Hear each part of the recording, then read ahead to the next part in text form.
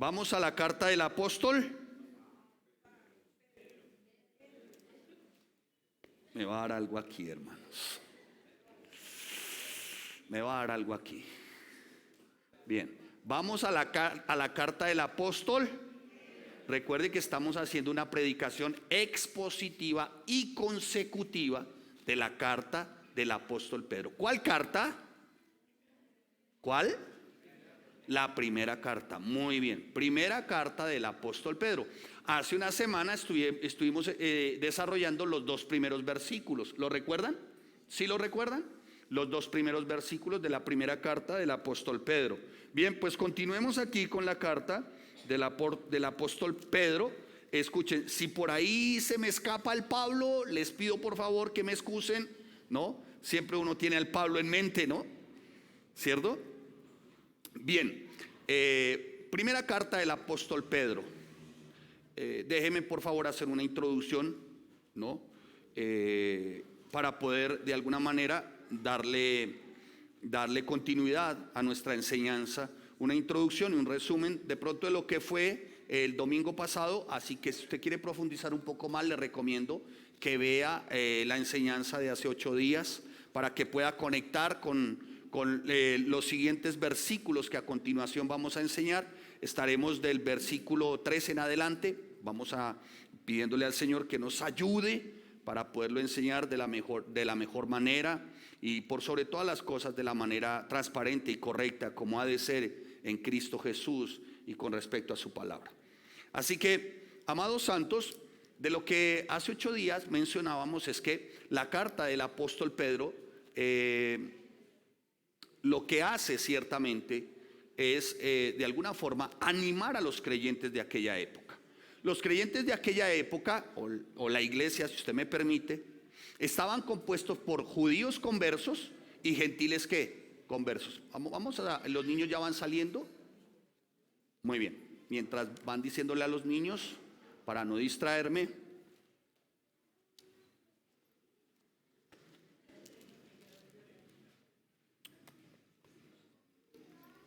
¿Listos? ¿Listos, amados sugieres? Estoy dándoles como el tiempito para... Muy bien. Muy bien, damos gracias a Dios. Lo que pretendía o lo que pretende al día de hoy en tiempo presente la carta del apóstol Pedro es animar ¿a quién? ¿A quién? A los creyentes. En su momento los creyentes de la época eran judíos conversos a Cristo, pero también eran gentiles que se habían convertido ¿a quién? A Cristo.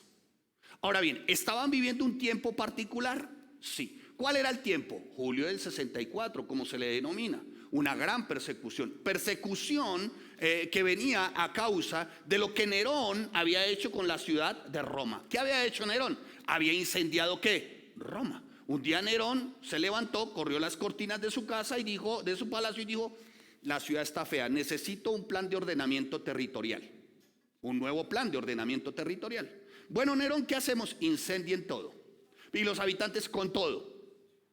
Y es julio del 64. Y Nerón se encarga de que la noticia empiece a correr. ¿Cuál noticia? Fueron los cristianos. Y empieza la persecución más feroz en contra del pueblo cristiano. La más brutal como nunca antes en la historia. Bueno, ¿aún seguimos sufriendo persecuciones? Sí. Diga usted que es cristiano para ver cómo le va. En algunos casos. En otros, pues bueno, somos un poco más aceptados. Pero mientras que somos aceptados incluso por familiares, porque llega un tiempo que nos ven como, permítame la expresión, abro comillas, como el párroco de la iglesia, cierro comillas, ¿no? O sea, alguien se enferma y después de 3 años le dicen a uno: ay, ¿por qué usted que está más cerquita de Dios, por qué no viene y ora por él? ¿No? ¿No le han dicho a usted?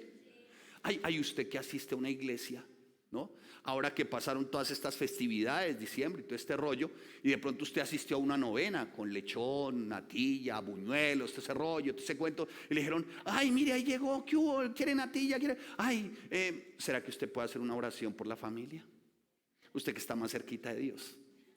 ¿No? ¿No le han dicho?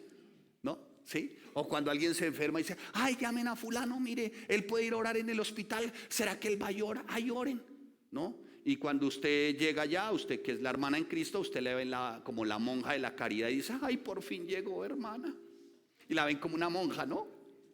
O de pronto le dicen, ay, por fin llegó, hermano, y lo ven como el párroco. Pues hermano, esto es así, ¿no?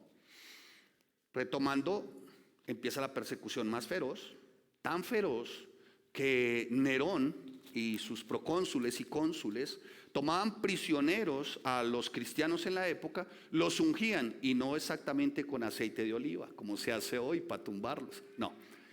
Los ungían con cera y los envolvían en seda y después les prendían fuego. ¿Para qué? Para encender, para que hubiese luz en los jardines del emperador. El emperador decía, quiero luz, y decía, tenemos 10 prisioneros. Los empalaban, los ungían con cera, los envolvían en seda y los prendían. Mientras que él, pues obviamente estaba con sus concubinas y en sus orgías, ¿no? Había luz. En otras oportunidades tomaban a los niños más pequeños y delante de sus padres les sacaban los ojos con un hierro candente para que renegaran ¿de quién? De Cristo.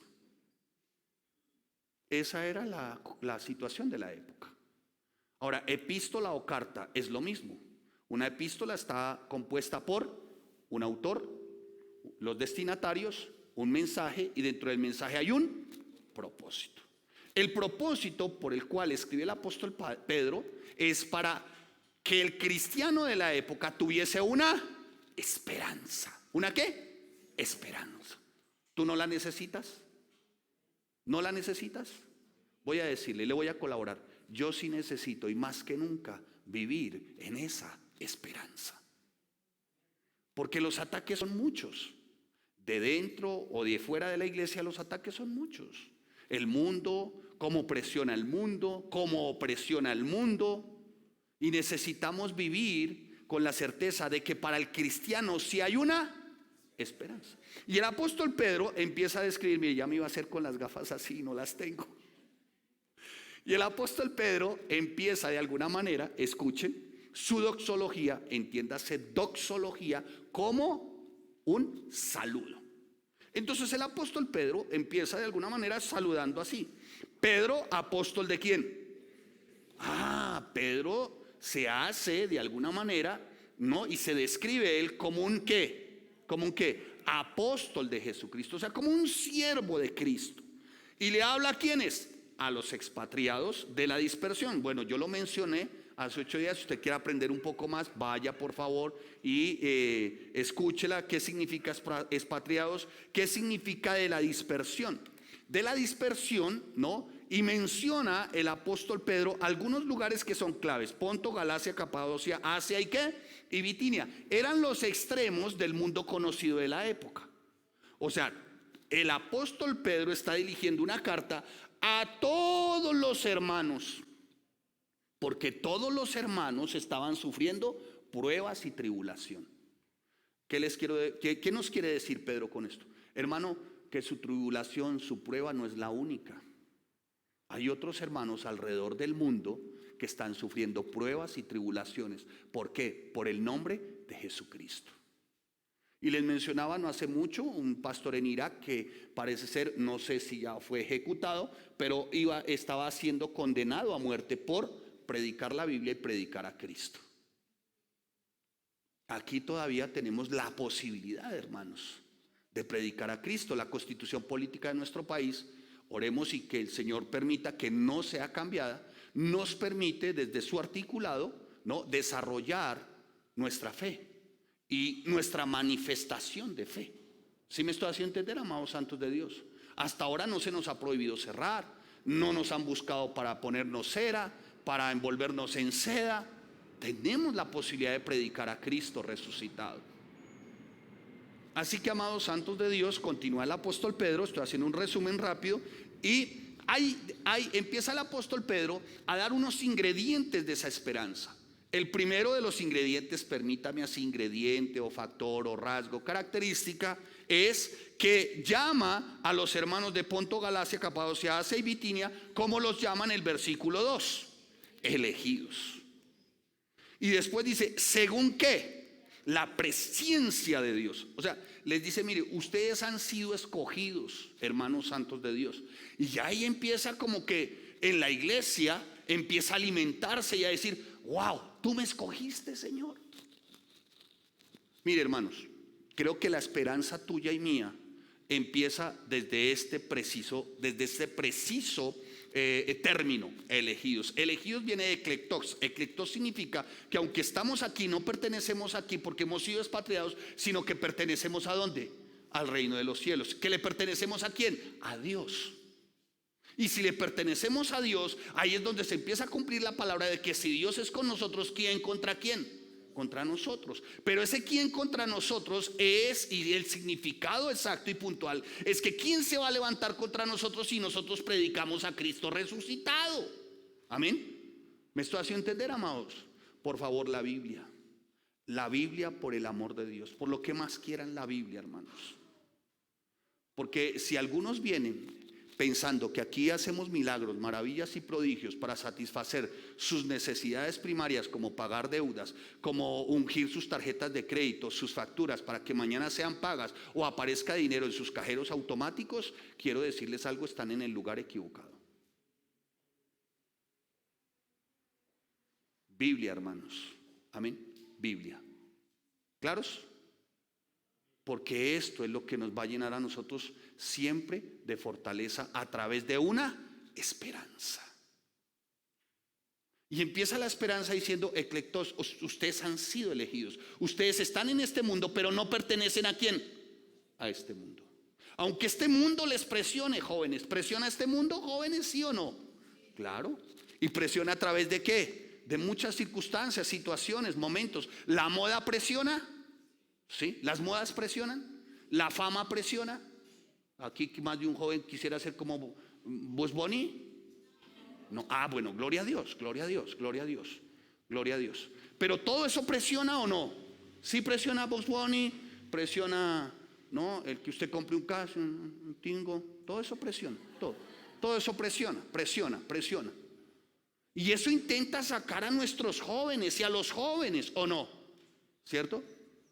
Y más cuando se escucha que, por ejemplo, a causa de un divorcio, ambas partes se han hecho muy ricas.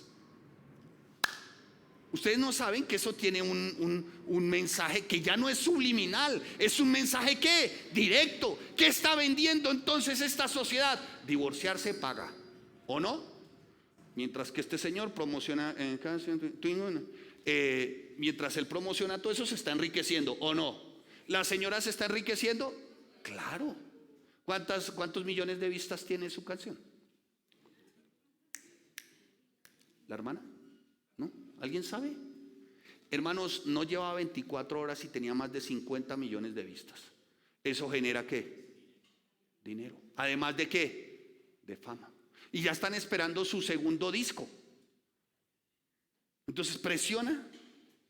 ¿Y cómo no presiona? Claro que presiona. Y hay algunos jóvenes que si están por fuera de la Biblia y no tienen clara cuál es su esperanza, se van a sentir miserables porque aún no consiguen empleo. ¿Me estoy haciendo entender, santos de Dios? Así que, amados hermanos, mire cómo continúa el apóstol Pedro y dice: fuimos elegidos según la presciencia, o sea, según el conocimiento ¿de quién? De Dios. ¿Qué no es presciencia? Lo expliqué para que ustedes por favor lo revisen en la enseñanza del domingo pasado. No lo voy a explicar porque se me va todo el tiempo, ¿no? Y ustedes entenderán. Y sin embargo, continúa el apóstol Pedro diciendo: según la presciencia de Dios en santificación del Espíritu. Santificación significa la obra del Espíritu Santo en la vida ¿de quién? Del creyente. Obra que va haciendo el Espíritu día tras día. ¿Para qué? Para que el creyente conserve su ¿qué? Su esperanza. Su esperanza fundamentada ¿en qué? En que ha sido elegido. Y ha sido elegido para ser llamado ¿qué? Extranjero en esta tierra. Porque su ciudadanía es ¿de dónde? Vamos entendiendo la primera carta del apóstol Pedro. Para los que toman apuntes. Mire, hermano, usted toma sus apuntes y esto se lo puede enseñar a otro, hermano. Amén. Y continúa el apóstol Pedro. Para obedecer, ahora bien, ¿para qué hemos sido elegidos según la presciencia de Dios? ¿Para qué ciertamente la obra del Espíritu Santo en nosotros? ¿Para qué? ¿Cuál es el propósito? ¿Cuál? Que el creyente obedezca. ¿Que el creyente qué? Hermano, no puedes decir cristiano y no obedeces.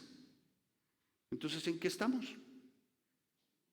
Es para obedecer. Si el Espíritu obra, es para obedecer. Dice la palabra que el Espíritu Santo es quien nos redarguye, o sea, nos llama la atención. ¿De qué? De pecado, de justicia y de juicio. Y cuando Él llama la atención, ¿tú qué tienes que hacer?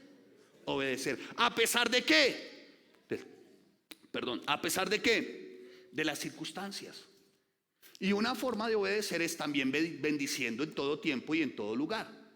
¿Tiene algún sentido bendecir a los que nos aman? ¿Sí o no? Sí. Pero que tú bendigas al que te odia.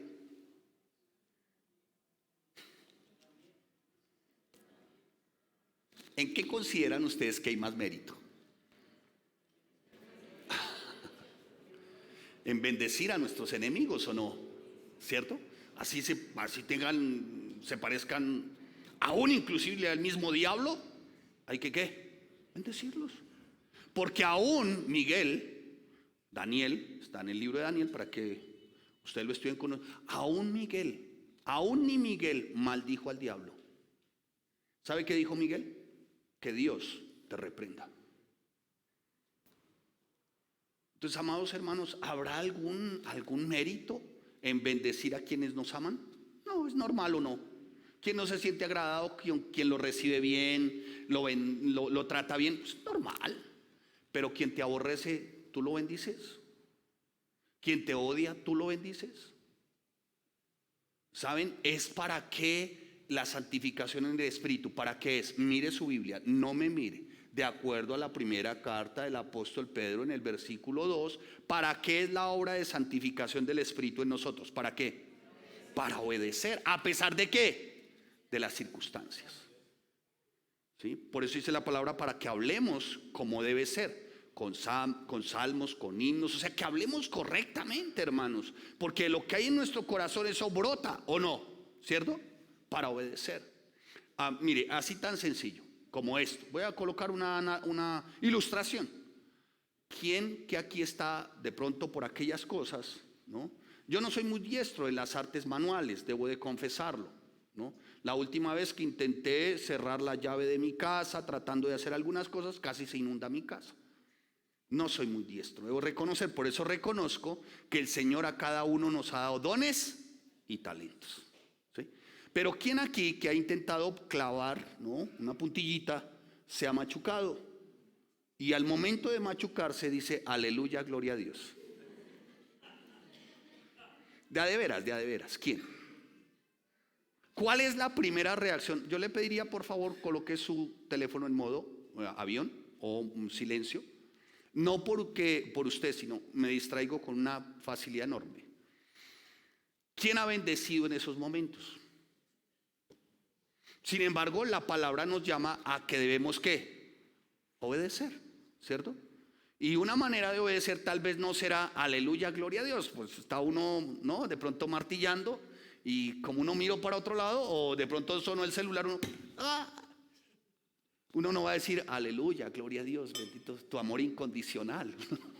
¿O sí? Sí, no. Bueno, pues si no tienes eso para decir, no digas lo otro. Pastor, entonces ¿qué debo hacer? Metas el dedo a la boca. ¿Sí me hago entender? Usted está ahí.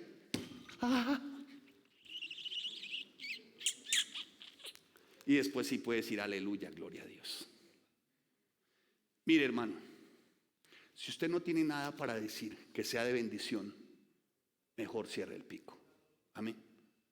Porque estamos llamados entre unos y otros a bendecirnos como elegidos de Dios, como santos de Dios. Amén.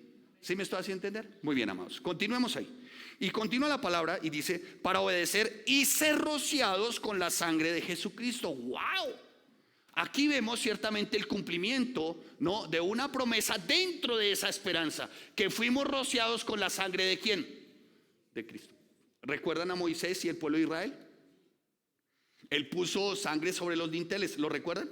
Y dice que pasaba el ángel de la muerte y no tocaba los hogares o las casas que habían sido demarcadas con la sangre, ¿lo recuerdan? ¿Sí? Pues así opera la sangre de Cristo en nosotros. No es para que se convierta en un dogma, Y hoy han convertido la sangre de Cristo en un dogma, ¿no? Entonces invoco la sangre de Cristo y uno dice, ay, no, ya hemos sido sellados, hermano. Ya el Cordero fue al altar del sacrificio, derramó su sangre. ¿Para qué? Para que en nosotros esto funcione como ¿qué? Como una garantía. ¿Como una qué? Garantía. ¿En qué consiste la garantía? La garantía consiste en que Cristo no solo entregó su vida, sino derramó su sangre para que tú y yo continuemos como elegidos. ¿Cómo qué? Muy bien. Dicho lo anterior, vayamos entonces a nuestro texto. Uy, pastor, hasta ahora sí, pues culpa de ustedes que me piden introducción. Muy bien. Ahora, ¿qué anhela el apóstol Pedro después de ser rociados con la sangre de Cristo? Dice, gracia y paz, o sean ¿qué? Multiplicadas. O sea, el apóstol Pedro de alguna manera está diciendo, ¿saben? Hay algo que en ustedes y en mí, ¿no? Debe de siempre obrar de una manera muy especial. ¿Qué? Su gracia y su paz. Y cuando hablamos de gracia, gracia no es lo mismo que misericordia. Y cuando hablamos de paz no es de la tranquilidad, ¿no? La tranquilidad que dan algunos medicamentos que formula el psicólogo. No, eso no es paz. La paz de Dios es la que sobrepasa todo entendimiento y puede guardar nuestros corazones en Cristo Jesús a pesar y de las circunstancias. Por eso el apóstol Pedro va cerrando aquí esta porción diciendo que la gracia, claro, Pedro echa mano también, ¿no? de lo que él había experimentado en Cristo Jesús. ¿Qué había experimentado en Cristo Jesús? Que por pura gracia él se mantenía como Pedro, como la roca. Amén. Y cuando habla de la paz, Pedro sabía que había sido completamente perdonado. Y eso para Pedro era muy importante. Entonces le estaba diciendo, escuche al pueblo, a la iglesia de Bitinia, de Capadocia, de Galacia, a cada una de las sedes de la iglesia en Asia, ¿no? En Ponto, le estaba diciendo, ¿saben qué, hermanos? La gracia es suficiente y la paz de Dios es ¿qué? Suficiente. ¿Me estoy haciendo entender, santos de Dios? Así que lo que anhelaba el apóstol era que los destinatarios de esta carta, ¿no? Supieran y tuvieran muy claro que esa elección de Dios era para bendición. Para bendición. Mire, ustedes fueron elegidos para bendición. Ustedes fueron bendecidos para experimentar la gracia y la paz que van a ser multiplicadas. Hermano, por eso es muy importante que podamos entender la doctrina de la elección.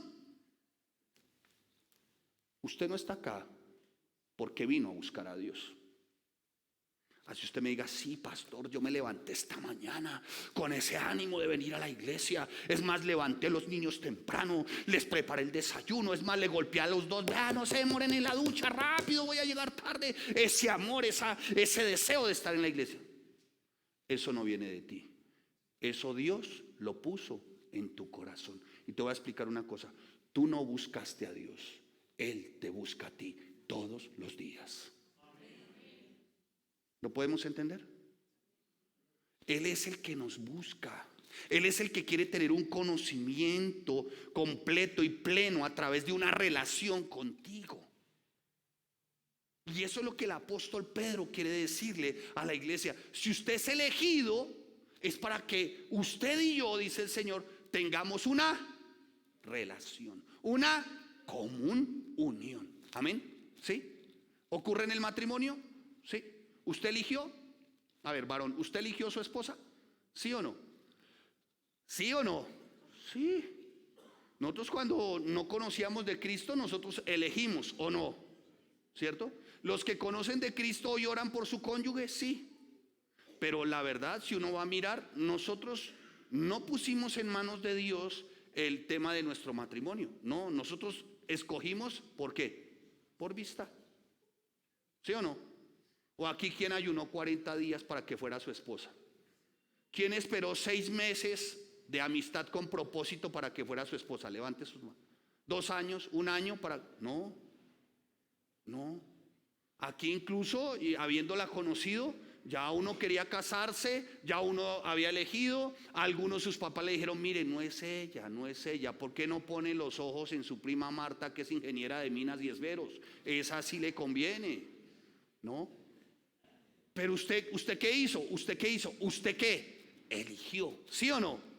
Usted eligió. Ahora usted a mitad, usted oró, usted se metió en 4 ayunos de 40 días. No quiero decir que sea la norma, quiero decir, hablando hipotéticamente, usted se quedó inmersa en un ayuno de 40 días, llevó una amistad con propósito durante 6 meses, un año, ¿sí? No. Usted lo vio y usted creyó que muy seguramente ese era su Arnold Schwarzenegger, que era lo máximo, que era Rambo. Usted soñaba con que él salía con una ametralladora y derribaba a todos sus enemigos. Y le mencionó a sus papás y a su mamá. Les dijo: es que él es lindo, es que él es bello, es que es lo máximo. Y su mamá le decía: pero ¿está segura, mija? ¿Qué mamá no ha dicho eso? A ver, ¿sí o no? Pero usted ¿qué? Eligió. A pesar y eligió. Y cuando usted elige casarse, usted lo hace porque usted quiere establecer una ¿qué? Relación, una común unión, ¿sí? Pues en el caso, ahora, en nosotros habiendo elegido defectuosamente, después vemos las consecuencias de no haber encomendado nuestro camino a Dios, ¿sí o no? Porque ya nos empezamos a ver cómo somos. Ya ella empieza a identificar ciertos olores de él, que cuando estaban novios no los identificaba, porque el olfato no le daba para tanto, ¿cierto?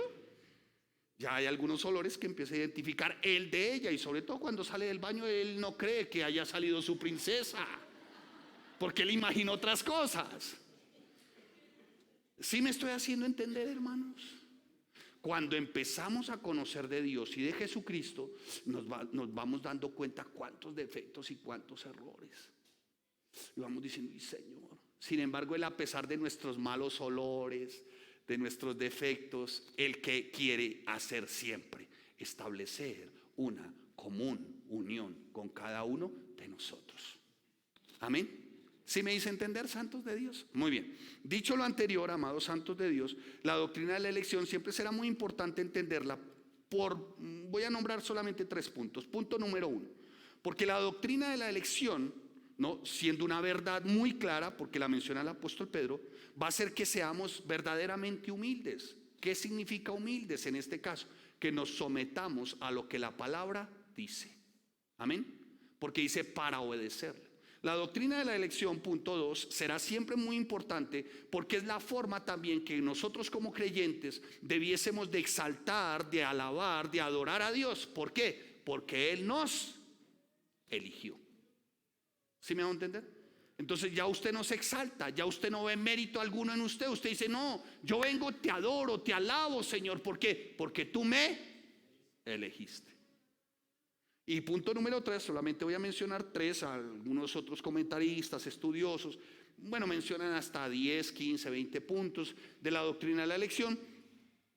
Es que la doctrina de la elección en ti y en mí debe producir un gran gozo. Amén. Fui elegido. Señor, soy tu elegido. Si tú tienes claro que eres elegido o elegida, a pesar y de la circunstancia o de la situación, tú tendrás gozo. Amén. Tendrás gozo. Muy bien, dicho lo anterior, amados santos, vayamos a nuestro texto del día de hoy para desarrollarlo de la mejor forma. Bendito el Dios y Padre de nuestro Señor Jesucristo, que según su grande misericordia nos hizo renacer para una esperanza viva por la resurrección ¿de quién? De Jesucristo de los muertos. Por favor, mire su Biblia, no me mire.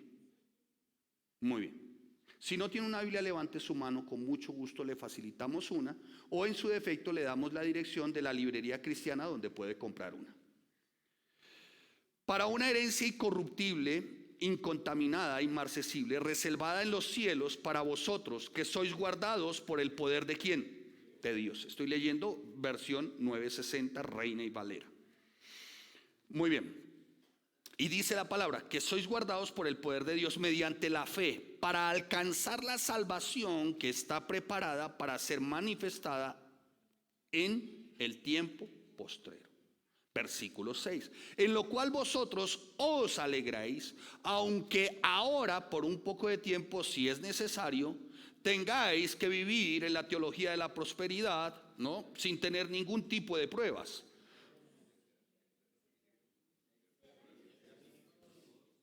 No dice así, ¿cierto? ¿Cierto, hermanos? Increíble, ¿no? Yo creo que algunos de la teología de la prosperidad y la teología liberal quisieran arrancar estas páginas de la Biblia.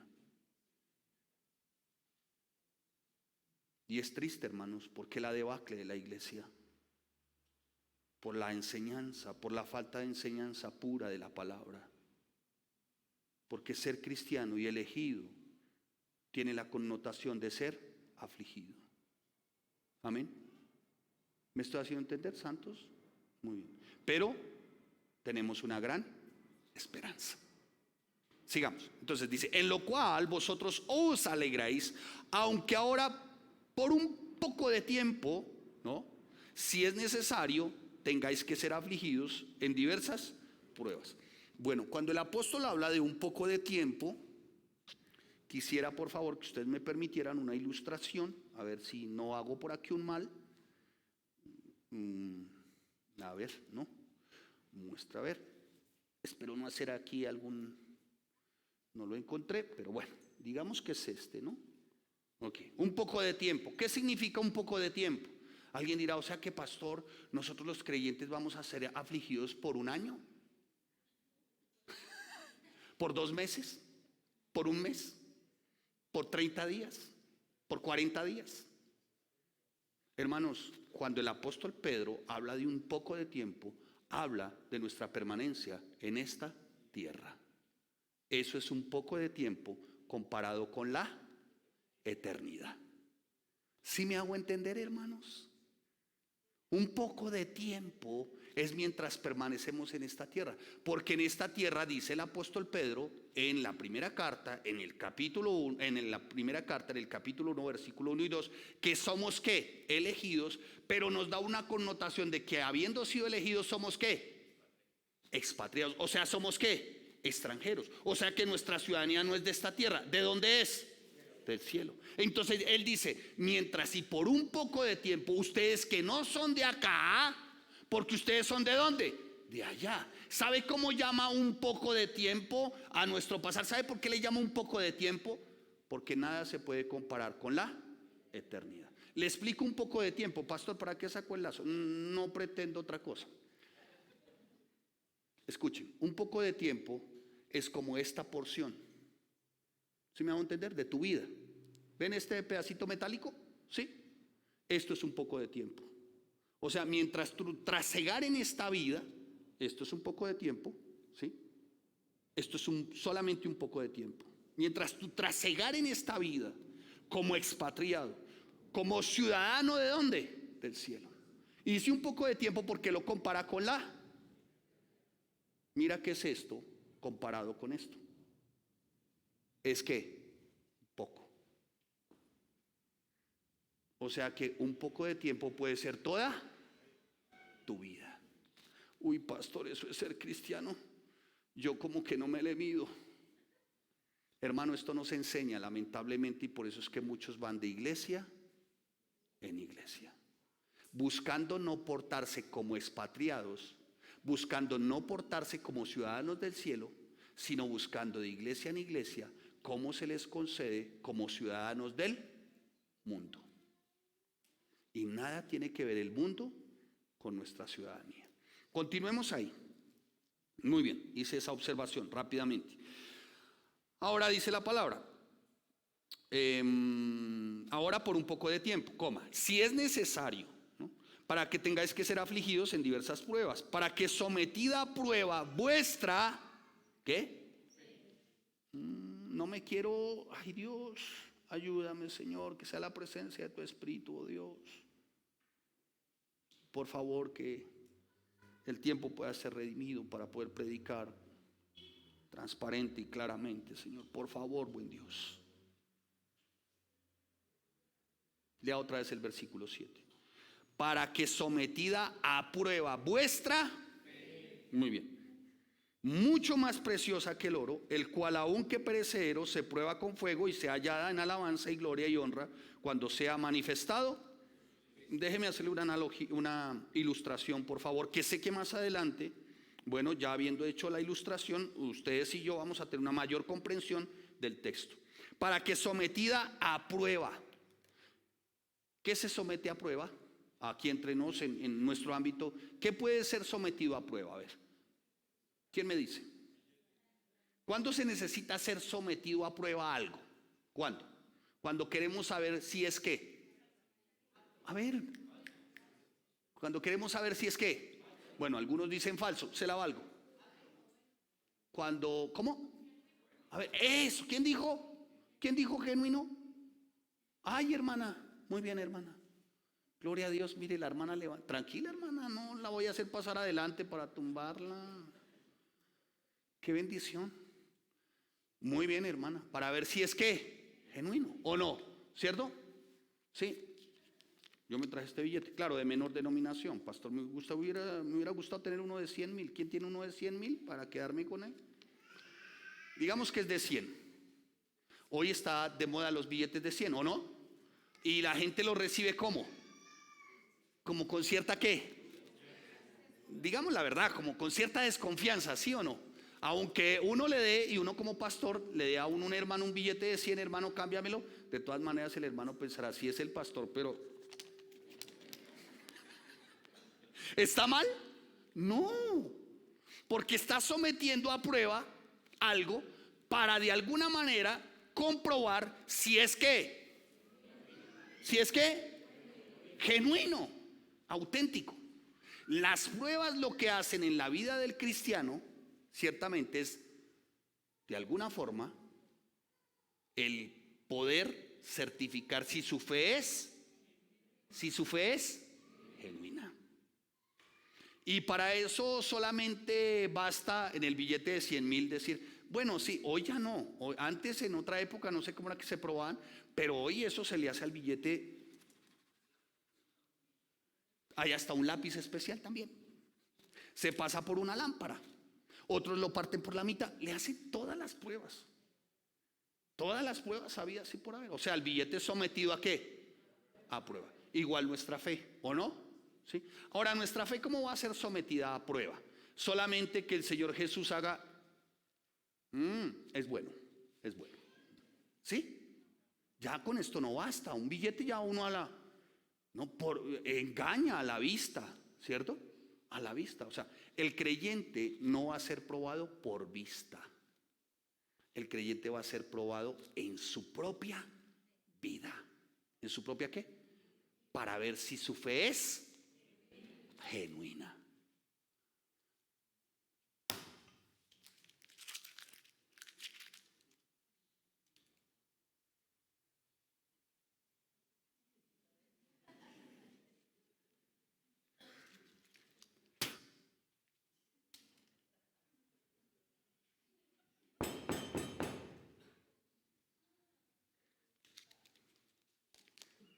Venga, papito. Después de lo que acabo de hacer, ¿es falso o sigue siendo verdadero? ¿Sí? ¿Está bien? ¿Está bien? Gracias. Voy a decirle algo. Aún y ser pisoteados, escupidos, tratados, probados, no perdemos nuestro valor como cristianos si nuestra vida es en Cristo Jesús.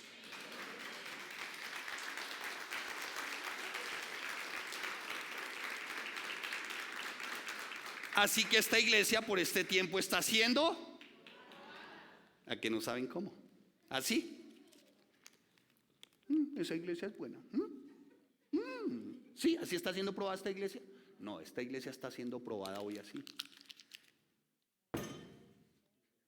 Ay, y a través del Facebook. Claro. ¿Sabe por qué prevalecemos? Porque Cristo Jesús es el pastor de pastores de esta iglesia y Él es el centro y el Señor de esta iglesia. Por eso esta iglesia conserva su valor.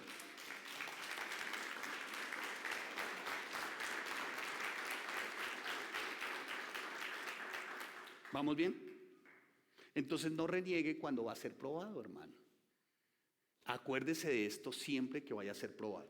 Y es una recomendación, no es un consejo que le doy. A mí me sirvió. Acuérdese siempre de esto. Señor, estoy siendo probado. Pero esto no para ser destruido. Estoy siendo probado, Señor, esto para bendición. Porque lo que tú quieres es mi autenticidad como cristiano para depositar en mí la más grande de las bendiciones. Hermano, si esto fuese falso, ¿podría ser usado? Yo sé que hay unos hermanos que trabajan aquí en una entidad bancaria. ¿Qué se hace con un falso? A ver, los hermanos de la entidad, algunos dicen, lo rompen. No, ¿qué se hace?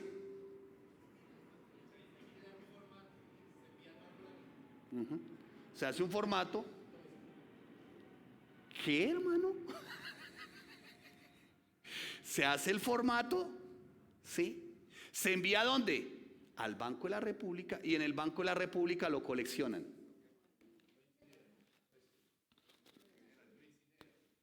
Todo árbol que no da buen fruto es cortado y echado. Claro, tiene otra connotación desde la disciplina igual, pero es real. Hermanos, en el cielo se está tomando atenta nota. Entonces, que a ninguno le extrañe cuando el Señor Jesús diga, no lo conozco. Señor, pero yo subí, yo bajé, eché fuera demonios, hice milagros. No eras auténtico. Pero Señor, aquí tengo el reporte. ¿Sabe dónde está el reporte? En el libro de la vida. Y serán juzgadas nuestras obras, sean buenas o no tan buenas, en el caso del creyente, frente al tribunal de Cristo. Frente al trono blanco, ¿es para qué? Para destrucción. Bueno, esto lo aprendemos en Apocalipsis y lo vemos en escatología y lo vemos en nuestro diplomado aprendiendo Daniel y aprendiendo Apocalipsis. Amén. Bien, por ahora continuemos con nuestro texto. Tengo dos versiones acá, así que con una la cito y con la otra voy ampliando para poder tener una mejor comprensión. Sigamos. Para que sea sometida a prueba vuestra fue mucho más preciosa que el oro, el cual aunque perecedero se prueba con fuego, ¿no? Sea hallada en alabanza, gloria y honra cuando sea manifestado Jesucristo, a quien amáis sin haberle visto, en quien creyendo, aunque ahora no lo veis, os alegráis con gozo inefable y glorioso, obteniendo el fin de vuestra fe, que es la salvación de vuestras almas. Los profetas que profetizaron de la gracia destinada a vosotros inquirieron y diligentemente indagaron acerca de esta salvación, escudriñando qué persona y qué tiempo indicaba el Espíritu de Cristo que estaba en ellos, el cual anunciaba de antemano los sufrimientos de Cristo y las glorias que vendrían tras de ellos. A esto se les reveló que no para sí mismos, sino para nosotros administraban las cosas que ahora os son anunciadas por los que os han predicado el Evangelio por el Espíritu Santo enviado del cielo, cosas en las cuales anhelan mirar los ángeles. Permítame seguir rápidamente, me di a la tarea juiciosa, pero bendita, de dividir esta enseñanza en tres secciones. Una que va del versículo 3 al 5, la otra va del 6 al 9 y vamos a terminar del 10 al 12. Amén. Así que vayamos rápidamente ahí, mire su Biblia. La primera, que tiene que ver de 3 al 5, dice la bendita palabra del Señor. ¿Cómo dice la palabra del Señor de 3 al 5? Dice, bendito el Dios y Padre de nuestro Señor Jesucristo, que según su gran misericordia nos dio a renacer para una esperanza viva por la resurrección de Jesucristo de los muertos, para una herencia incorruptible, incontaminada, inmarcesible, reservada en los cielos para vosotros que sois guardados por el poder de Dios mediante la fe para alcanzar la salvación que está preparada para ser manifestada en el tiempo posterior. Mire, aquí hay una palabra clave que bueno sería que nosotros remarcáramos y resaltáramos, y es la palabra, ¿cuál creen ustedes? El centro de esos dos versículos. La palabra es, escuchen, herencia. ¿Cuál? Herencia. La palabra herencia. Y mire cómo el apóstol Pedro hace una descripción bien especial, ¿no? Cuando habla de herencia, ¿no? Y el apóstol Pedro está diciendo, primeramente, está mencionando y empieza esta porción de la palabra diciendo, bendito el Dios y Padre de nuestro Señor Jesucristo. Cuando el apóstol Pedro está haciendo de alguna forma este señalamiento con respecto a Dios, está diciendo, bendito el Dios y Padre de nuestro Señor Jesucristo. Él no solamente está diciendo es que bendito es el Dios y Padre, sino que está instando también al pueblo, a la iglesia, a que bendigan ¿a quién? A Dios. ¿Recuerdan que estaban viviendo un tiempo difícil? ¿Sí? ¿Se los mencioné antes? ¿Recuerdan que habla de elegidos, de expatriados? Pues Pedro en este caso no está abrogándose el que él bendice a Dios y bendice al Padre. No, le está diciendo a los creyentes a través de este texto, de la doxología del saludo: oiga, hermanos, a pesar de todo, bendigamos el nombre del Dios y Padre de nuestro Señor Jesucristo. Así está diciendo Pedro. O sea, que cualquier circunstancia que tú vivas o tengas como elegido, bendice siempre el nombre de nuestro Señor Jesucristo. Amén. Amén. No sé cuál es tu situación o circunstancia, no lo sé, no la conozco. Pero sea cual sea, hermanos, bendice a Dios en todo tiempo y en todo lugar. Amén. Bendice a Dios, ¿no? El apóstol, además de llamar y decir Dios, también ¿cómo lo menciona? ¿Como quién? Como Padre. O sea, él está diciendo: mire, hermanos, cada vez que te encuentres en ciertos momentos o circunstancias, porque era la circunstancia de la época, no solamente es Dios que tiene el control de todo, sino que también es tu Padre. ¿Y qué padre quiere un mal para su hijo? Ninguno. Entonces, amados, a pesar de lo que estén viviendo, recuerda que tienes un Padre.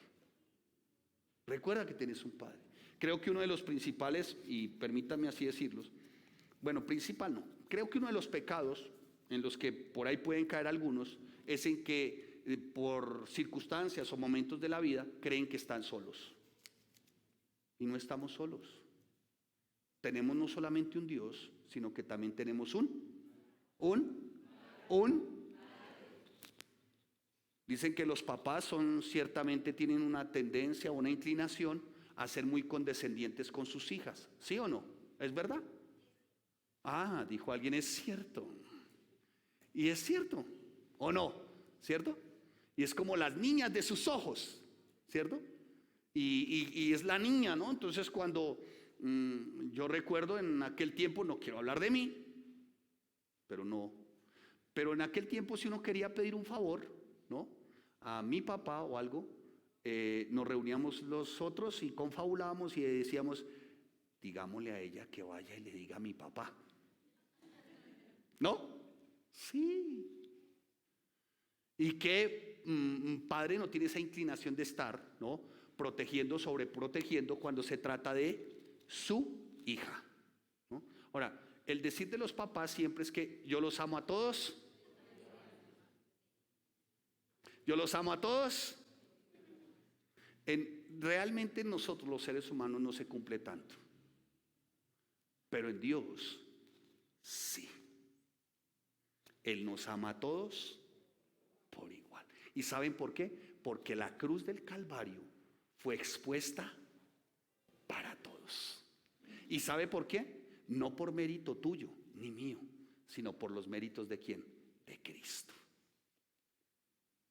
Todos somos sus hijos. Cuando obviamente hemos vivido en el gobierno ¿de quién? De Jesucristo. Porque no todos somos hijos. Solamente los que de alguna manera, ¿no?, y por su vida también han manifestado a Jesús como su Señor y su Salvador. Ahí somos aceptos como ¿qué? Como hijos ¿de quién? De Dios. Así que si usted nos acompaña por primera vez, la invitación es que usted verdaderamente acepte el gobierno de Cristo para su vida. Aceptando el gobierno de Cristo para su vida, a partir de ese momento el Padre lo ve a través del Hijo, que es Jesucristo, y tú vienes siendo ese Hijo. Amén. Amén. Hoy es el tiempo, hermanos. Muy bien, sigamos. Hoy es el tiempo, hablando de tiempo. Dios es bueno. Bueno, veamos, hermanos, entonces, dice: bendito el Dios y Padre, que según su grande misericordia nos hizo renacer para una esperanza que viva. O sea que todo es conforme a vamos por palabras, todo es conforme a su grande misericordia. A su grande misericordia. Mire, hermanos, fue el motivo detrás del cual Dios concedió vida eterna a los creyentes. Esto es, escuchen, guárdenlo bien, participar de la misma vida del Padre, del Hijo y del Espíritu Santo, para nosotros sus hijos, pero esto es a través de su misericordia, porque como lo menciona, ¿no?, la carta de Tito en el capítulo 3 versículo 5 dice la palabra: pero Dios, que es rico en misericordia, por su gran amor con que nos amó, aun estando nosotros muertos en pecado, nos dio vida juntamente con Cristo. ¿Qué quiere decir esto? Que solo por gracia somos salvos. ¿Vamos bien? Dios es fiel, hermanos. La misericordia. Ahora, la misericordia no se centra en un atributo especial y particular de Dios. ¿Eso lo sabemos todos? ¿Sí? Cuando yo le digo, describe a Dios, ¿tú qué me dirías? Si yo pregunto, describe a Dios, alguno diría, Dios que es qué, fiel. Otro diría, Dios que es qué, a ver, ayúdenme, Dios que es qué, bueno. ¿Qué más? Dios que es qué, misericordioso. Dios que es qué, santo. Dios que es qué, soberano. Sí, muy bien, esos son los atributos. Pero en este caso, la misericordia, conforme al texto, escucha, amados santos de Dios, la misericordia se centra ciertamente en la condición miserable y lastimera de nosotros como pecadores. O sea, Él nos ve a nosotros en una condición lastimera, horrenda, pecadora, miserable. Y en eso consiste su misericordia. Porque esto éramos ¿en dónde? En otro tiempo. Hermanos, no por traer a memoria las cosas feas de nuestra vida, porque aún y la palabra lo menciona, no traiga esa memoria las cosas antiguas, porque aún y esto puede llegar a ser pecado, ¿no? Pero en algunos momentos sería bueno como meditar en lo siguiente: si cerrásemos nuestros ojos y inclinásemos nuestra cabeza y meditásemos de verdad y dejáramos que el Espíritu Santo nos guiara, preguntarnos lo siguiente: ¿dónde estaría hoy yo si tú no me hubieras alcanzado?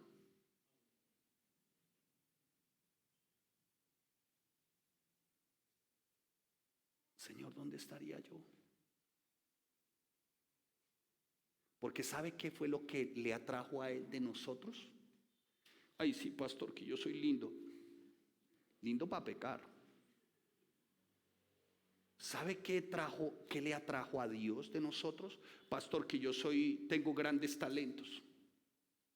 ¿Sabe qué atrajo a Dios de nosotros? Pastor, que tengo grandes dones. Que en eso uno como pastor a veces se equivoca. Debo de reconocerlo. Ve unos ciertos dones y talentos y uno dice, ay, él puede servir, pero sin saber qué hay en su corazón. Tremendo, ¿no? Pero ¿sabe qué le atrajo a Dios? Ay, que yo vengo cada 8 días a la iglesia. Iba a decir cada 8 días a misa. Pero venimos de ese contexto, ¿o no? ¿Sí o no? ¿O no? Sí, hermano. ¿Qué le atrajo a Dios de nosotros? ¿Sabe qué? Nuestra miseria, nuestra ruina, nuestro pecado, nuestra condición miserable. ¿Y sabe por qué le atrajo Dios? Y el Hijo le atrajimos de esa manera. Escuche, por su misericordia. Porque Él dijo, Padre, perdónalos porque no saben lo que hacen. Vio tanto el pecado, tanta miseria, tanto en nosotros, que Dios dijo, se me pierden. Para que no se me pierdan, el Cordero Santo tenía que ser sacrificado. Y siendo Él sacrificado, el Padre por medio de su Hijo nos trae. Amén. Entonces, ¿qué le atrajo a Dios de nosotros? ¿Qué le atrajo a Jesús de nosotros? ¿Qué le atrajo? ¿Qué le atrajo?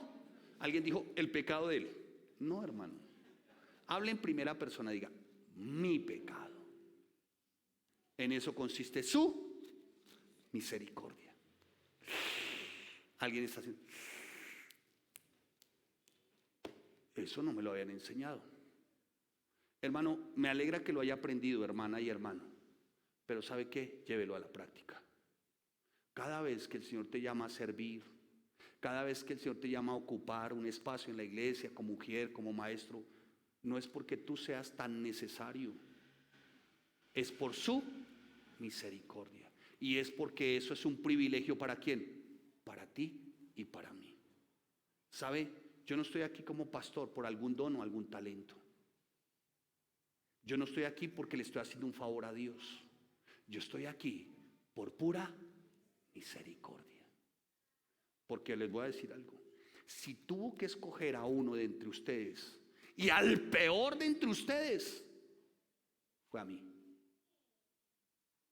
Porque tal vez todos ustedes fueron más buenos que yo, pero en eso consiste su misericordia. O sea que, pastor, hay que pecar a la lata para que el Señor tenga misericordia. No, no estoy diciendo eso.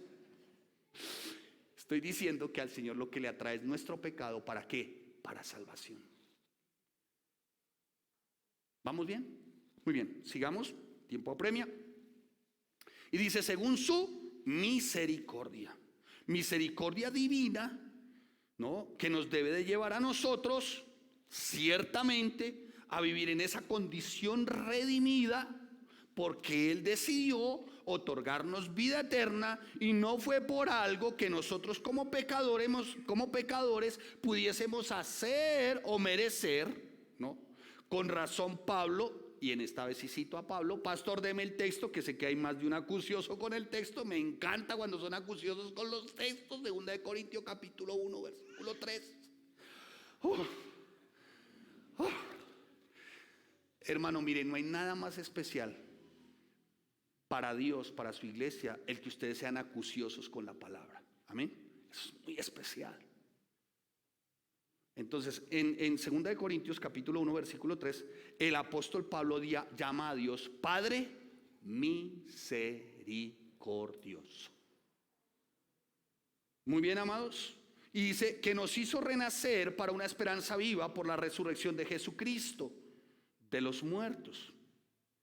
Mire, amados santos de Dios, si hay algo especial para nosotros, y esto lo continúa declarando el apóstol Pedro, es que nosotros, habiendo sido tomados, habiendo nacido de nuevo, el apóstol Pedro está diciendo, oiga, usted ha nacido de nuevo, Cristo mora en usted, el Espíritu Santo está haciendo la labor, quiero darles esta noticia.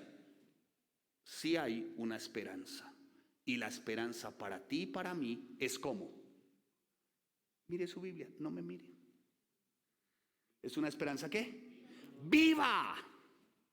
Escuche, no es retórica, no son cuentos, no son fábulas, no son esperanzas como las que el mundo da, unas esperanzas muertas, unas esperanzas ciertamente que perecen, hermanos.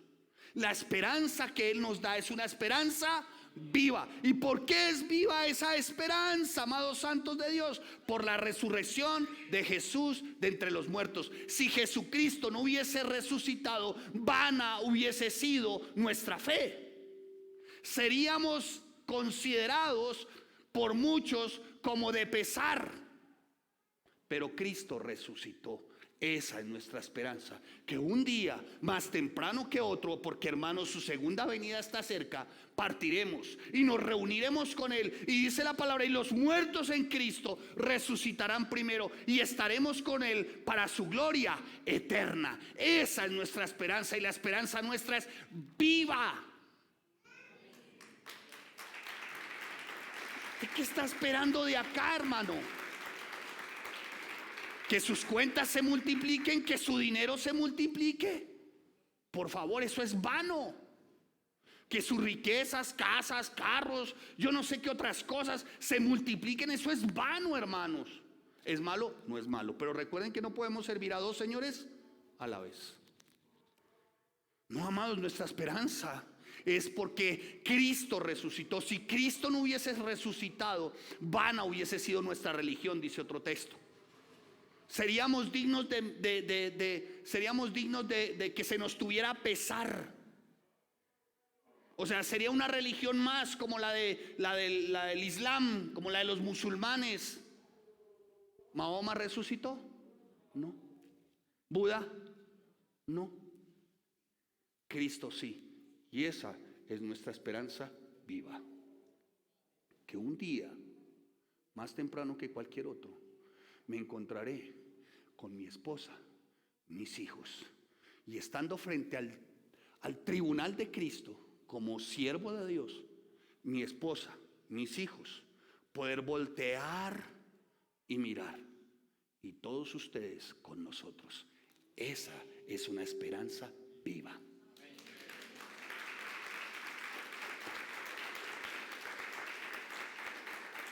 ¿Ustedes no quieren ver eso?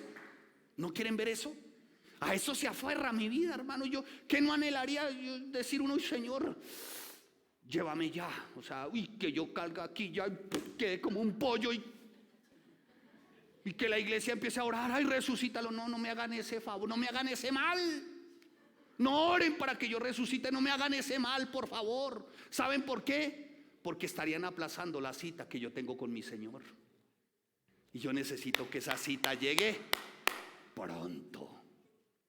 Y cumplida esa cita, mi esposa y mis hijos, las que sí eran, porque les dicen no eran, no, sí eran. Les dicen nueras, no, las que sí eran. Y mis hijos, las esposas, mis nietos, ustedes, sus esposos, para las solteras. ¿Cuántas solteras? No las voy a promocionar ni crean. Ustedes con sus esposos. Tiene uno el sueño, le manifestaba yo a alguna damita aquí, y el anhelo de uno, de verdad. Bueno, yo aquí, para los que no ven, hay aquí un joven al que le digo papito, pero es por el aprecio que le tengo. Pero el anhelo de uno, verte con tu esposa, casarte aquí en la iglesia, después instruir a tus hijos, y por qué no después casar a tus hijos. Y ese es un anhelo terrenal, sí, pero ¿y qué el anhelo precioso, inmarcesible, hermoso? Verte con tu esposa y tus hijos.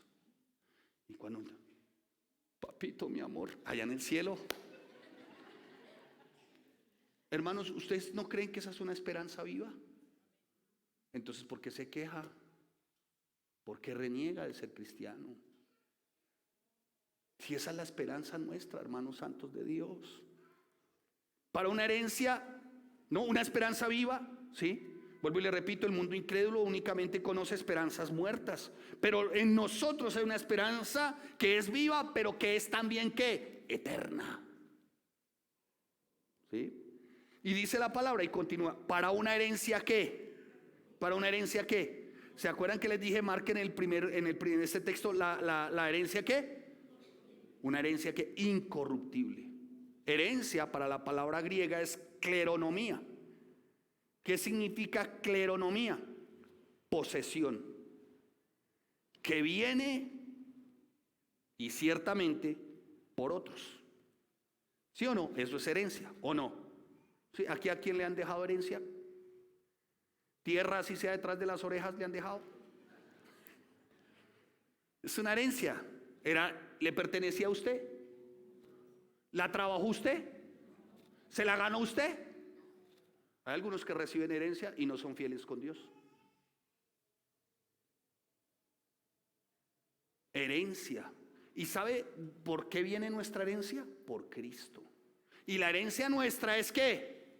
El cielo. Y habla de una herencia, rápidamente, una herencia que viene por medio de ¿quién? De Cristo. Y esto no de nosotros. Y veamos tres aspectos de esa herencia. La primera, incorruptible, incontaminada e inmarcesible.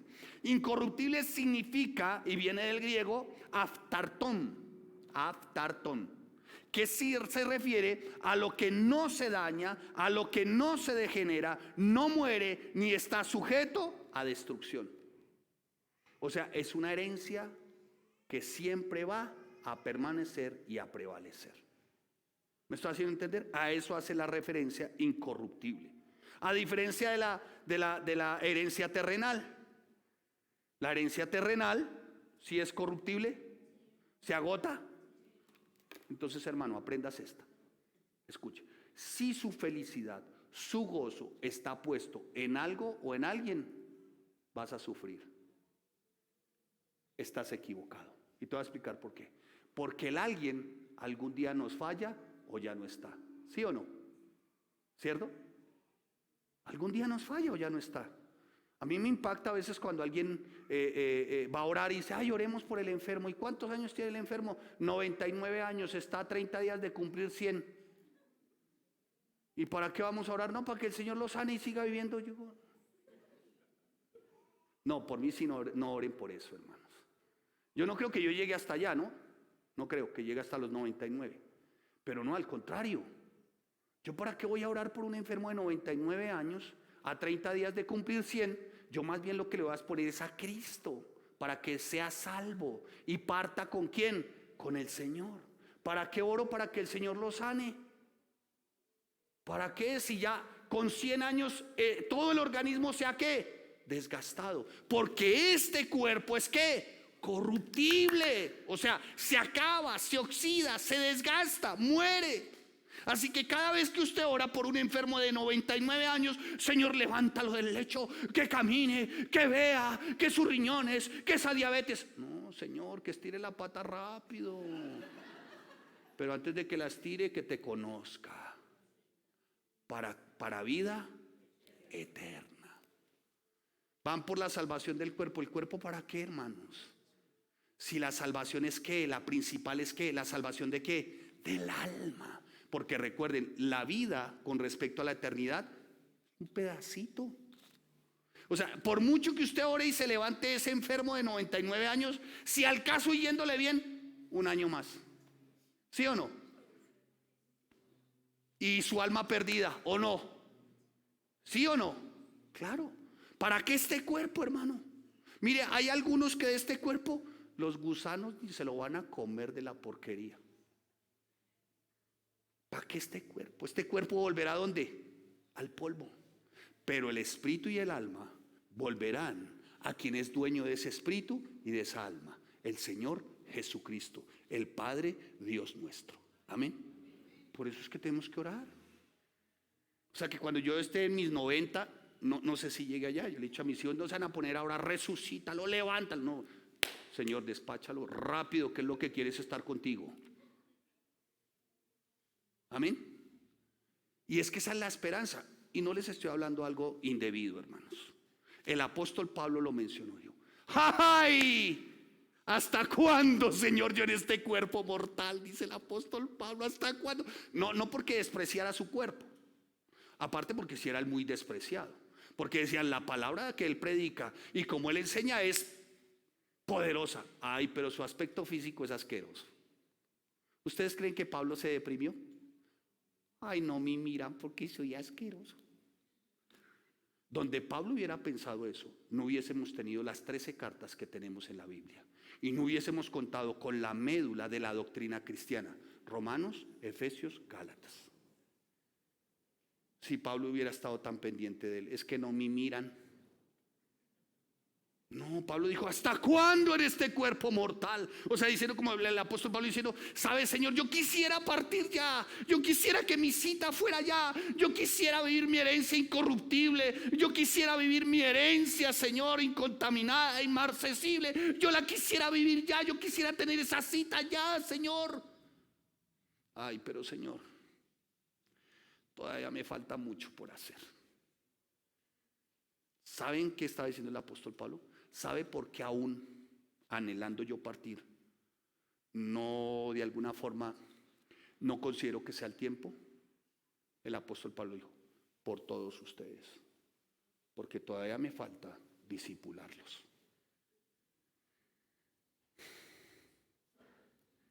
¿Vamos bien?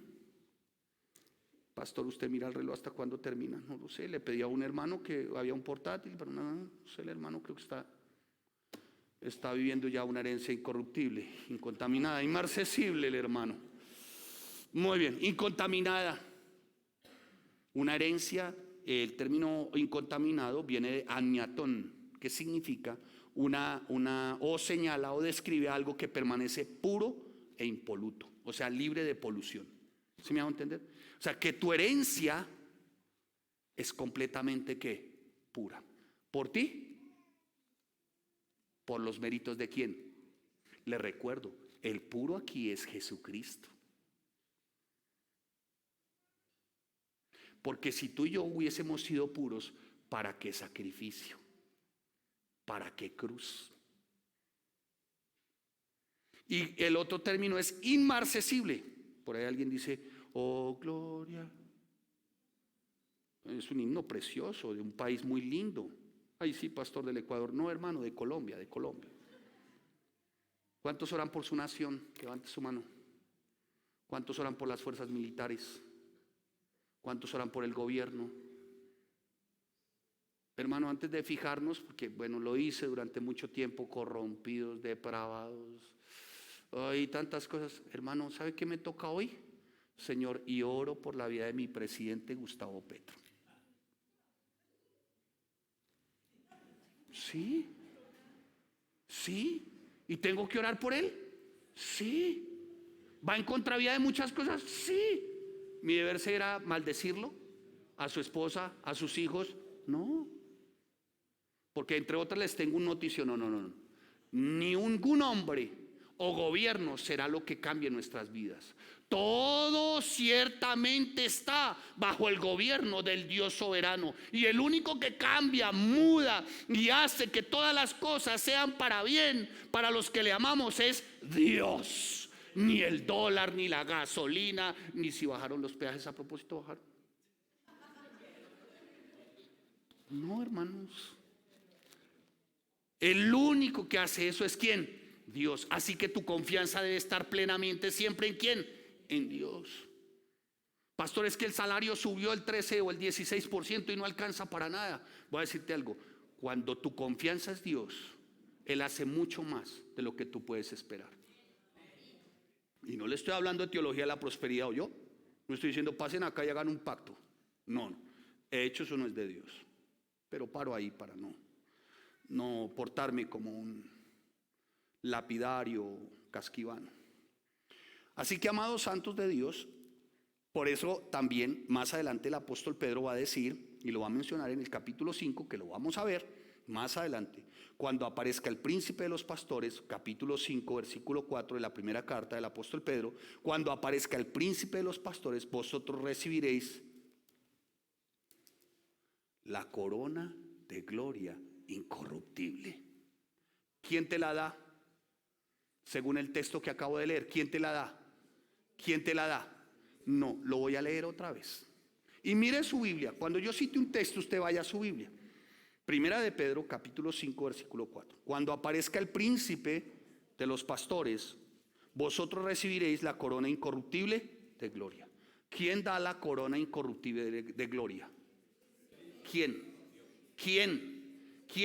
Diga, el príncipe de los pastores. ¿Quién es? Jesucristo. Pero solamente para los que obedecen.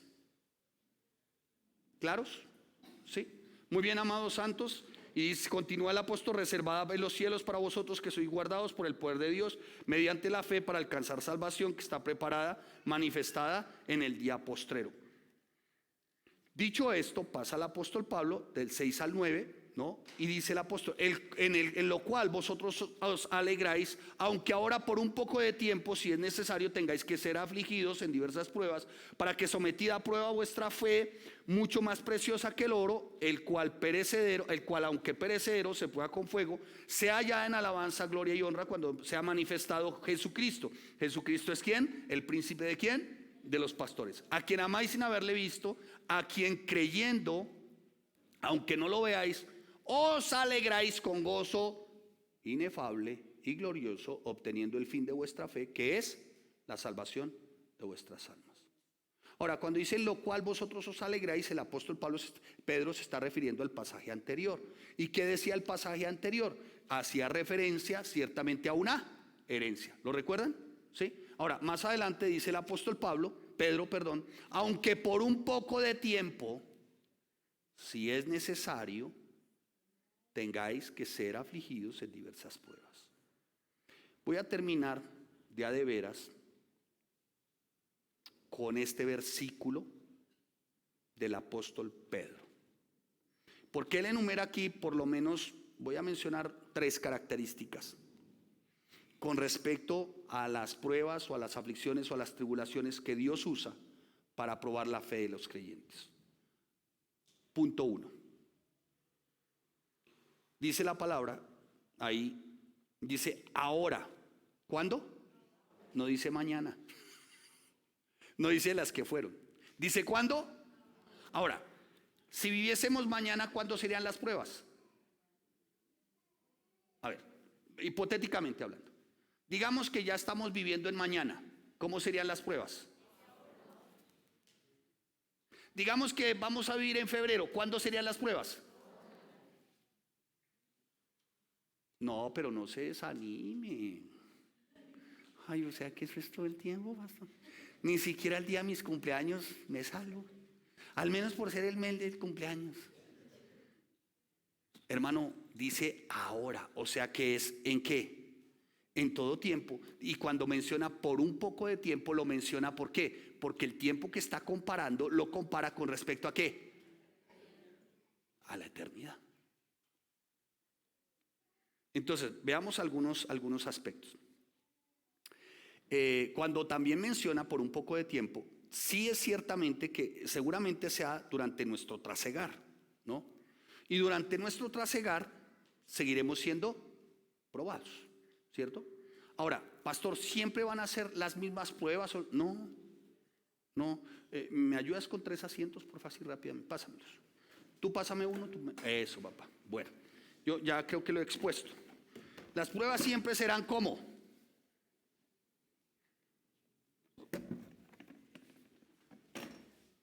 Mejor, las pruebas siempre serán ¿cuándo? Ahora. ¿Será de diversas pruebas? Sí. Más adelante el apóstol Pablo dice diversas, o sea, como de diversos colores, formas, tamaños. Pero al fin y al cabo, ¿qué? ¿Qué? Tenemos el Espíritu, ¿sí? ¿Hay una esperanza? Sí. ¿Contamos con una herencia? Sí. ¿Tenemos al príncipe de los pastores? Sí. Entonces diga, bienvenida a las pruebas. ¿Cómo no? Mire, hermano, prueba. Seguramente uno al comienzo puede ser probado desde su fe. No sé, en el matrimonio, ¿somos probados? ¿Sí? Con los hijos, las finanzas, aún nuestra fe. Es como que intenta, ¿no? Porque uno como que no. Aún nuestra fe puede ser probada y podemos ser de alguna manera en nuestra vida personal, nuestras emociones, ¿sí? Entonces, la prueba de hoy, o sea, ahora, es esta. Pero tenemos la obra del Espíritu. ¿Cómo se llama la obra del Espíritu Santo en nosotros? Diga, santificación. Y por esa santificación también hallamos que el poder y la sabiduría para de alguna manera superar cada prueba es ¿cuándo? ¿Podemos ser probados dentro de la iglesia? ¿Sí o no? Ay, ¿o quién se siente feliz con todos los hermanitos aquí? A ver, ¿quién? No, hay hermanitos que son como limas, ¿no? Como lijas. Y uno ve a esa hermana y se me va a cobrar lo del ITI. Me va a cobrar lo de, ay, esa hermana, ay. ¿Somos probados o no? Todo tiempo. Con los gobiernos, ¿somos probados? Sí, claro. Prueba de ahora. Estamos viviendo la prueba, ¿cierto? Ahora, ¿qué va a hacer el Señor? Va a decir, ay no, papito, no, que no sea probado, mi amor. No, siga. ¿Sí? Eso es lo que hacemos nosotros los papás, ¿o no? ¿Cierto? Tratamos de proveerle todo a nuestros hijos con tal de que ellos no pasen por lo que nosotros pasamos. Claro, uno no quiere ver que un hijo tropiece en pecado, pero hay cosas que los hijos tienen que hacer, mínimo trabajar o no, o recoger los calzoncillos o las medias, es como lo mínimo. Entonces, ¿vamos a ser probados? Sí. ¿Qué va a hacer el Señor? De su espíritu, de la esperanza, de la herencia. ¿Para qué? Para poder enfrentar la prueba. Y después de enfrentada la prueba, podamos ¿qué? Diga, superarla. ¿Pero por quién? Porque la fuerza y el poder vienen ¿de quién? De Él. ¿Y ya terminaron las pruebas? Ay, gloria a Dios, ya. ¿Sí? ¿Ya terminaron? No. Señor, la que sigue. Dice, ¿será que después de esta hay otra? Sí. Pero ahí es donde empieza a operar tu fe. Y es donde es probada. Y es donde tú aferras de verdad tu corazón, tu alma a la esperanza, a la herencia, a la eternidad. Y tú dices, Señor, la que sigue. Sí. Por ahí dijo una hermana, ay, cuidado, se cae. Sí, es verdad. ¿Podemos en medio de esta prueba caernos? Sí. Porque el enemigo lo que quiere realmente es que tropecemos. ¿Para qué? Para que habiendo tropezado y no habiendo superado la prueba, reneguemos de Cristo. ¿O no? Sí. Pero habiendo superado esta prueba y habiendo salido avantes, dice la palabra, para que adoremos y glorifiquemos el nombre de Dios. ¿Y la prueba qué? Sigue. ¿No la aprendimos? Así que, amados, eso era lo que el apóstol Pedro, de alguna manera, lo que él pretendía era que eso que él estaba escribiendo era para animar a los hermanos. Le está diciendo: hermanos, es por una temporada, es por un poco de tiempo, es una tribulación momentánea con relación al eterno peso de gloria que nos espera. Bueno, esto lo escribió el apóstol Pablo en 2 Corintios capítulo 4 versículo 17. Pero ¿qué es comparado todas estas tribulaciones con lo que nos espera? ¿Qué podrá ser comparado, hermanos? Y la prueba y la tribulación no es porque no tengas para el recibo del agua, la luz, no es porque no haya aumentado tus cuentas, no es porque los intereses estén bajos, no. Las pruebas y las aflicciones es por ser, escuche, seguidores de Jesucristo. ¿Me estoy haciendo entender? Pero siendo seguidores de Él y siendo probados en ese aspecto, el Señor Jesús nos va a dar el poder suficiente y necesario y la sabiduría para decir: Señor, ¿no les gusta? Señor, Señor, otra vez, Señor, levante su voz, no le dé miedo. ¿Tiene miedito? Sí, tiene miedito. Hermano, mire, lo principal que pone el diablo para que tú no afrentes pruebas es el temor. Porque has de sentir temor. Si el perfecto amor de Dios echa fuera todo, ¿qué? Entonces diga conmigo. Es que toca repetir, pastor, porque si no, otra vez. Los jóvenes de la alabanza. Diga la que sigue.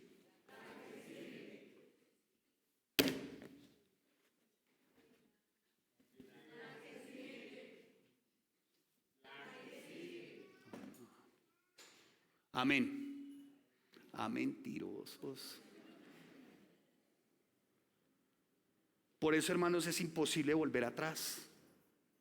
Porque si Él prometió, si Él lo dijo, a pesar y de la prueba, muchos en la Biblia fueron probados. Pero déjeme mencionarle otro de los aspectos de la prueba. Y es que cumplen un propósito en la vida de nosotros como creyentes. ¿Para qué? Porque Dios usa las pruebas por dos razones. La primera, para hacernos más humildes. Y la segunda, para que seamos dependientes de Dios. Mire, hermano, solamente durante la prueba podemos hacer esto. ¿Sí o no? Y si la prueba es intensa, hasta el polvo, hermano.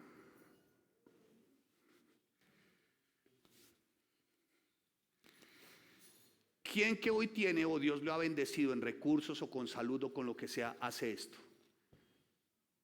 ¿Quién? Ninguno. ¿Quién que tiene dice: voy a ser más generoso de lo que pude haber sido antes? ¿Quién? Al contrario. Solamente las pruebas, las aflicciones nos llevan a postrarnos. Esto es humildad. Y nos lleva a ser ¿qué? Dependientes de ¿quién? De Dios. Y la tercera, por medio de la frase tengáis que ser afligidos, Pedro reconoce que es innegable que los problemas producen aflicción. Y aflicción no solo se refiere a un dolor físico, sino también a tristeza, a congoja, a desilusión. Y esa desilusión, congoja, es la que en su momento hace que seamos refinados. Así que, hermanos, sea hallada en alabanza, gloria y honra cuando sea manifestado Jesucristo, teniendo una confianza única y auténtica, que si lo amamos aún sin haberle visto, en quien creyendo aunque ahora no lo veamos, tengamos gozo y alegría, porque un día más temprano que cualquier otro día se manifestará a nosotros como Él es, el Rey de gloria, Jesucristo. Póngase sobre sus dos pies y vamos a orar. Bien, damos gracias al Señor por este tiempo. Señor, gracias por tu misericordia, por tu gran amor. Gracias, bendito.